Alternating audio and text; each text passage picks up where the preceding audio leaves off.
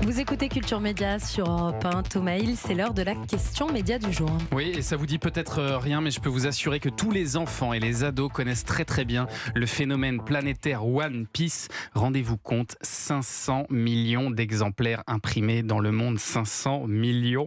Le manga vient d'être adapté en série avec de vrais acteurs pour Netflix. Alors pourquoi un tel succès ? On va tenter de comprendre ce phénomène One Piece avec nos invités.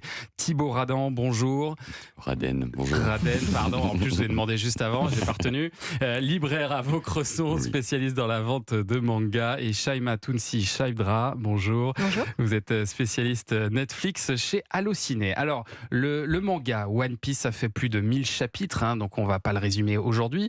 Mais est-ce qu'on peut juste expliquer l'histoire ? L'histoire, c'est un jeune pirate, c'est ça qui va vivre des aventures extraordinaires, Thibaut. Voilà, c'est ça. En gros, c'est un jeune qui a toujours voulu être pirate et qui se retrouve avec une particularité qui un jour, parce que c'est un type qui sourit tout le temps, en fait, il va fédérer autour de lui un groupe qui vont devenir l'équipage du chapeau de paille. Alors quand on le dit comme ça paraît pas complètement foufou. Comment on peut expliquer du coup un tel succès ? Parce que des mangas, il en existe des milliers. Pourquoi celui-ci en particulier, Shaima ?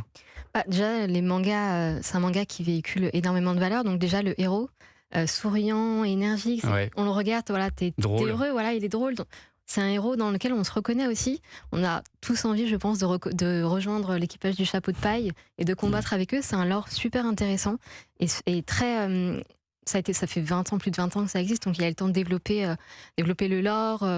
Il y a des méchants iconiques, il y a des personnages iconiques. C'est vraiment entrer dans la culture populaire quand même. C'est l'histoire qui fonctionne, c'est l'écriture, c'est les dessins. L'histoire, ouais, parce qu'elle est très riche. Tout le monde en prend, on prend tout ce qu'on veut, mais déjà rien qu'au départ, l'équipage, il se compose de quelques personnages. Ils sont tous différents, donc en fait, on prend celui qu'on veut. Même si le fils c'est le plus agréable, c'est le premier, c'est le meilleur, c'est celui qu'on préfère parce qu'il a son grand sourire. Ceux qui ont tendance à préférer les Japonais vont prendre Zoro, qui a ses sabres. Ceux qui sont encore un peu enfants et qui ont des lance-pierres, ils vont prendre Usopp. Il y a tout un tas de choses à prendre. Moi, je sais que j'ai eu ma période Usopp comme j'ai eu ma période Zoro. Quoi. Ouais. Et puis c'est vrai qu'il y a une galaxie aussi de méchants qui est assez extraudinaire dans One Piece. Alors on a voulu aller demander aux premiers concernés, les collégiens, qu'est-ce qu'ils en pensent de One Piece ? Pourquoi est-ce qu'ils aiment autant ? Alexandre Omar est allé tendre son micro. Dans l'univers de One Piece, ce que j'aime, c'est l'aventure, la liberté. Ça montre qu'il faut être libre, il faut choisir ce que tu veux faire. J'aime bien les personnages, la façon dont ils s'habillent aussi. J'aime bien parce que je trouve que c'est un peu fantasy et puis c'est autour des pirates et j'aime bien déjà la piraterie. Donc que ce soit dans Pirates des Caraïbes ou autre, j'aimais bien que ce soit autour de cet univers. Alors, il faut savoir que la France est désormais le deuxième marché pour le manga après la Chine, après le Japon, en particulier justement grâce à One Piece. Le prochain tome, le 105, il est attendu en librairie le 30 septembre. Est-ce que vous vous y préparez déjà dans votre librairie, Thibaut Raden ? Moi, on me le demande déjà. Oui. Il y a des enfants qui sont tellement au taquet qui viennent. Est-ce que vous l'avez ? Non, je ne l'ai pas, il n'est pas sorti encore. Puis ils ont une mine complètement défaite et qui repartent. Ils ont déjà le 104, ils n'ont pas envie de lire autre chose. C'est ça. C'est fou. C'est qui les clients de One Piece ? Ils ont quel âge en général ? Il y a tout. Ça commence à partir d'une dizaine d'années. Si on a un grand frère, une grande sœur qui lit ça commence bien avant parce que ils ont accès à ça à la bibliothèque. Mais en vrai, il y a tout. La moyenne, je pense que c'est une douzaine d'années. Mais le manga, il existe depuis 97, un truc comme ça. Donc les gens qui ont mon âge, ils le lisent aussi, donc la trentaine.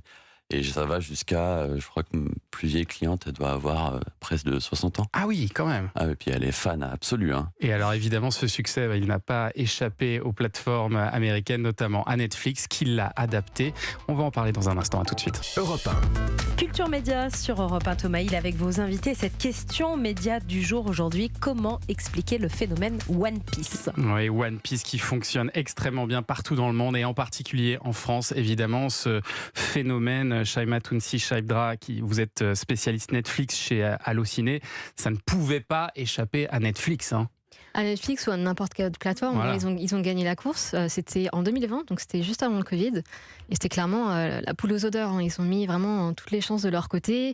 Ils ont créé une team composée une team US et japonaise en fait, pour pouvoir à la fois plaire au public américain, parce que c'est une production américaine, même si le matériau de base est japonais, et une team japonaise pour être fidèle aussi aux écrits du mangaka qui s'appelle Eiichiro Oda, qui a d'ailleurs travaillé étroitement avec Netflix. Oui, il paraît qu'il a imposé des conditions, même fait retourner des scènes qu'il ne jugeait pas conformes à ce qu'il avait écrit. Alors, il faut savoir que cet homme-là, c'est un ermite. C'est-à-dire que là, ça fait plus de 20 ans qu'il travaille sur le manga. Il fait que ça. Il fait que ça. Ouais. Il sort pas de chez lui. Là, son état de santé s'est un peu dégradé.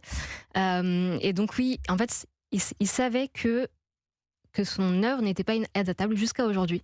Parce qu'aujourd'hui, on a les techniques nécessaires pour donner vie à son univers, où, comme l'a dit Thibaut, le héros, il est élastique, on ne l'a pas précisé, c'est-à-dire qu'il a des pouvoirs, on mange des fruits, on appelle ça un fruit du démon, c'est un fruit qui donne des pouvoirs à celui qui le mange. Il est élastique. Il est élastique. Il y a différents types de fruits du démon, dans la saison 1 on en voit 2, il y a aussi un clown qui peut détacher ses parties du corps, donc c'est assez incroyable à voir. Donc ça, pour pouvoir le faire, il faut avoir les techniques. Ouais, pour que ce soit crédible, que ce soit bien fait. Aujourd'hui, on peut le faire, il y a 20 ans, on ne pouvait pas. Et c'est pour ça aussi que cette adaptation de Netflix coûte extrêmement cher. On est sur une production record, 144 millions de dollars pour la série, ce qui fait 18 millions par épisode. C'est plus qu'un Game of Thrones. Exactement. Bon, certains diront que ça se voit pas, n'est-ce pas Thibaut?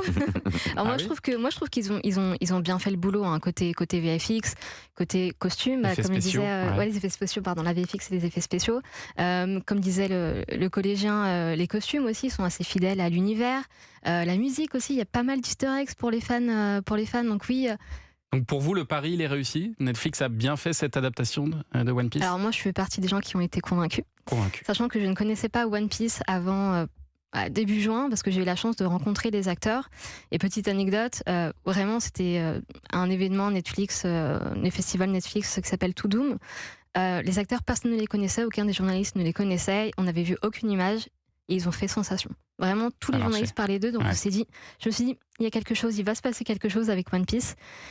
Et voilà, il s'est passé quelque chose. Je suis allée sur Allociné, la série est notée 4,2 sur 5, donc c'est vraiment le haut du panier. Ça march. Mais vous, Thibaut Raden, vous êtes moins convaincu? Ouais, je suis moins convaincu. Le casting, je dis pas, il est superbe. Les acteurs sont très très bien choisis et remplissent leur rôle, mais peut-être un peu trop, justement. Ce que j'ai tendance à reprocher à l'adaptation, c'est qu'elle n'a pas cherché à adapter vraiment le matériau One Piece pour la télé ou la live acting. Juste, elle a fait comme dans l'animé ou dans le manga, donc du coup ça donne des scènes qui sont parfois un peu ridicules, je trouve, et en étant tout à fait très critique, et je le sais. Et il y a de vraies différences avec le manga d'origine? Oui, il y a des différences, mais il y a des trucs qui marchent très très bien en manga, des scènes où les personnages surjouent, mais comme c'est du dessin, c'est pas pareil.